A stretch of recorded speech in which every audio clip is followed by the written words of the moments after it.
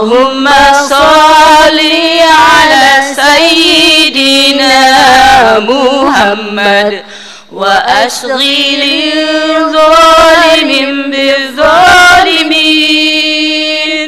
wa akhrijna min bainihim salimin wa ala alihi wa sahbihi ajma'in.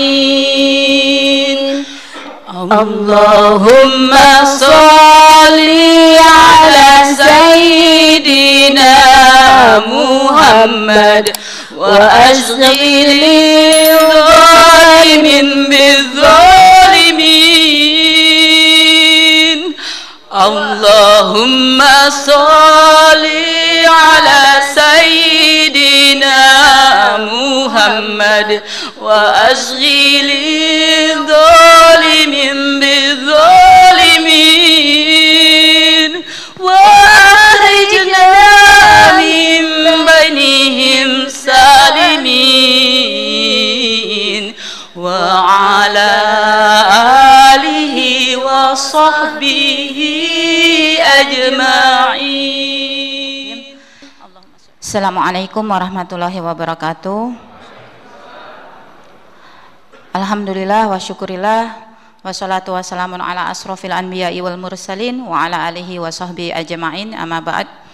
Asyhadu an la ilaha illallah wahdahu la syarikalah wa asyhadu anna Muhammadan abduhu wa rasuluh la nabiyya ba'dah. Allahumma shalli ala sayyidina Muhammad wa ala ali sayyidina Muhammad. Rabbi shrah li sadri wa yassir li amri wahlul 'uqdatam min lisani yafqahu qawli. Masyaallah, tabarakallah. Yang kami hormati Ketua Pengurus Masjid beserta seluruh jajaran, para guru sekalian, Ustadz, Ustazah, guru dan kakak saya, Masya Allah, Ustadz Ahmad Kainama, dan juga semua saudara-saudariku yang Allah persaudarakan, alhamdulillah, dalam keimanan Islam. Alhamdulillah for Islam.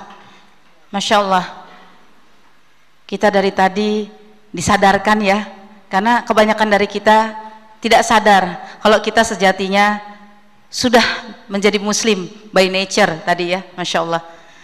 Dan sebenarnya saya di sini bukan mau membicarakan diri saya, tapi saya hanya ingin membantu mengingatkan, barangkali ada yang terlupa bahwasanya Allah Subhanahu wa Ta'ala adalah sumber dari segala sumber kebenaran yang kadangkala kita suka lupa.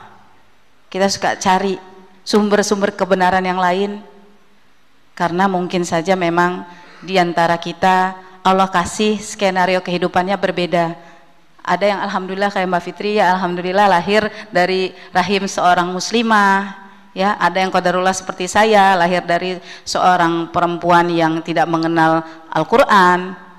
Tapi sesungguhnya kita semua sudah mengaku dalam surat Al-A'raf ayat 172, kita sudah mengaku di alam ruh bahwa Tuhan kita adalah Allah. Supaya apa? Supaya kita nggak ngeles ketika nanti di hari akhir kita ditanyakan kembali, siapa Tuhanmu, siapa nabimu. Dan ini semua sebenarnya sudah ada terangkum dengan baik sekali dalam wasiatnya Rasulullah Sallallahu Alaihi Wasallam. Allahu Akbar.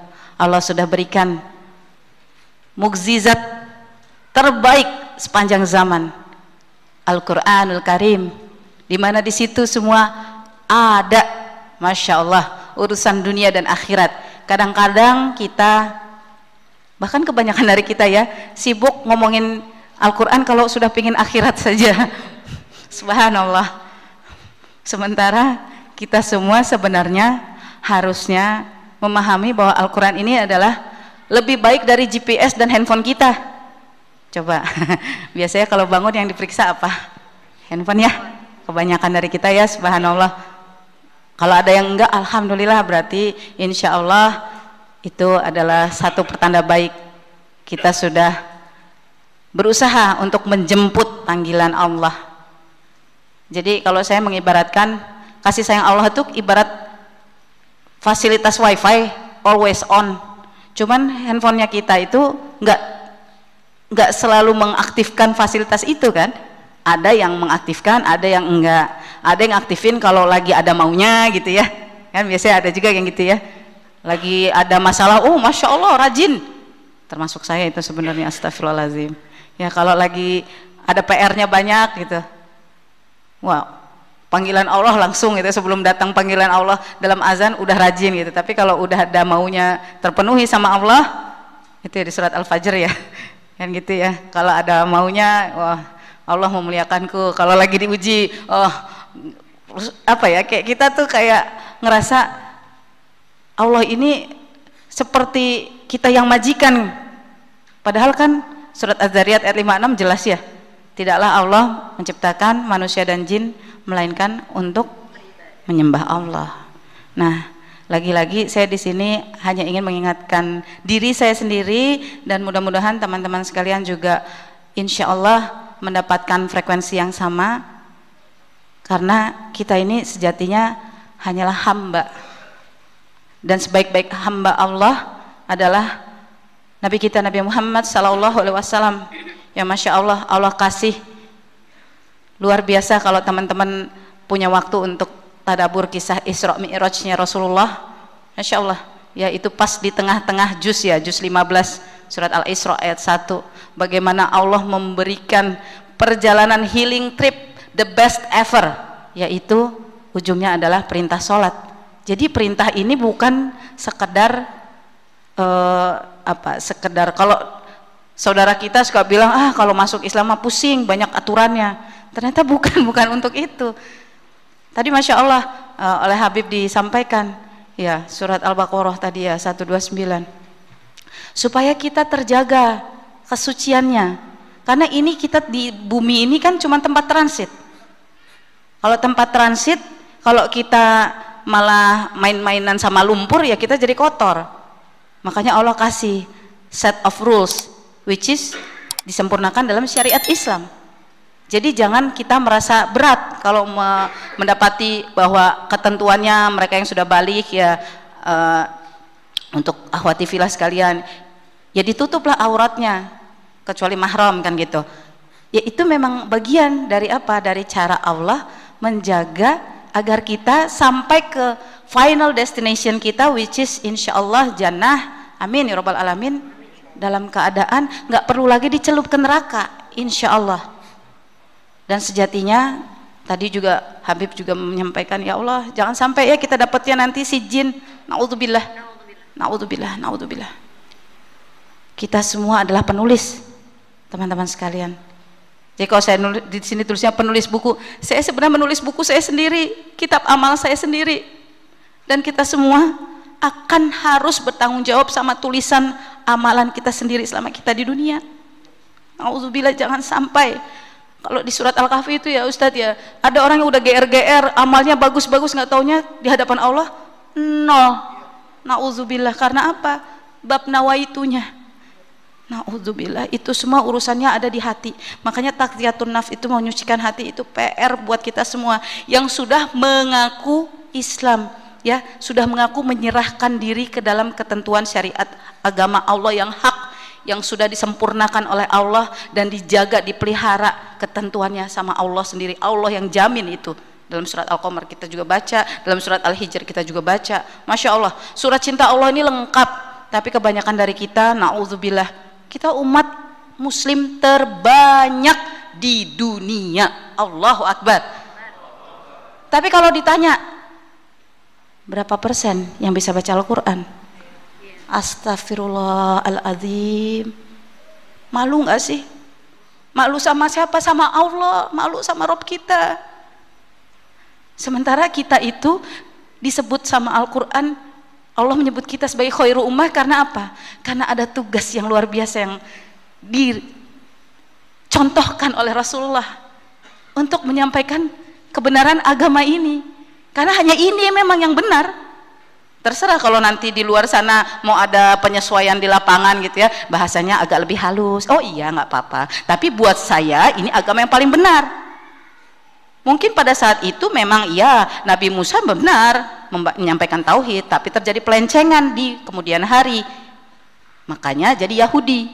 Begitupun juga Nabi Isa alaihissalam, itu juga benar menyampaikan kebenaran Allah, menyampaikan tauhid, tapi kemudian di perjalanan melenceng dengan Konsili Nikea dan sebagainya macamnya yang kita tentu tahu bagaimana peran gereja yang kemudian akhirnya mendistorsikan apa yang seharusnya diyakini oleh setiap umat manusia.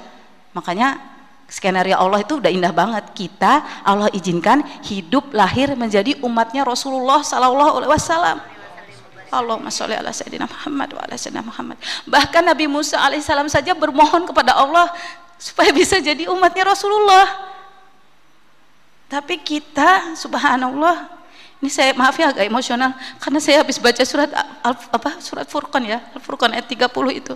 Tapi kata Rasulullah, ya Allah, Rasulullah ngaku umatku telah mengabaikan Al-Qur'an. Itu kayak rasanya ditampar gitu. Ya Allah, mohon ampun ya Allah, kami umat Islam di Indonesia banyak, tapi sekarang kayak buih di lautan. Bahkan yang bisa baca Al-Quran, kalau kata Ustadz Fatih Karim dari Cinta Quran Center, nggak lebih dari 35%. Itu pun baru baca, belum paham, belum mengamalkan. Ya Allah, berapa orang yang nanti engkau ridhoi masuk surga kalau begini caranya gitu. Sementara kita kan tahu ya, semua literatur tentang Al-Quran, tentang surga Firdaus itu Allah bilang luas sekali. Masa segitu luasnya surga kita nggak mau sih berusaha untuk bisa dapat rahmatnya Allah dengan bersusah payah sedikit gitu. Dan saya kalau boleh menutup ini dengan sebuah analogi, kita berjalan di jalan tauhid ini ya, di jalan kebenaran Islam ini, itu ibarat sedang mendaki, sementara orang-orang yang sibuk dengan dunia ibarat jalan menurun. Kalau jalannya turunan enak ya biasanya ya, gitu ya, gampang. Banyak orang yang kalau turunan tuh seneng kan, ada sensasinya gitu. Tapi kalau jalan tanjakan, nafasnya udah gitu ya, aduh capek. Tapi bayangkan kalau ujung dari turunan itu adalah jurang neraka, sementara ujung dari puncak jalan mendaki kita yang sukar itu adalah ridhonya Allah, surga Firdaus al-A'la bersama Rasulullah sallallahu alaihi wasallam. Insya Allah sama-sama kita jemput kebenaran itu dengan utuh, menjadi seorang mukallaf yang paham bahwa kita harus masuk Islam secara kafah. Insya Allah kita sama-sama, karena ketika kita sudah mengaku bersyahadat, tidak ada lagi oh ini mualaf, oh ini Islam senior, nggak ada. Dan semua Allah persaudarakan sebagaimana Bani Ansor dan Muhajirin bersama-sama bergandeng tangan membangun ukhuwah, menjadi umat yang Masya Allah akan dipantaskan untuk kembali menjayakan Islam di akhir zaman. Wallahu a'lam bishawab. Saya akhiri sampai sini dulu ya. Masya Allah. Assalamualaikum warahmatullahi wabarakatuh. Luar biasa.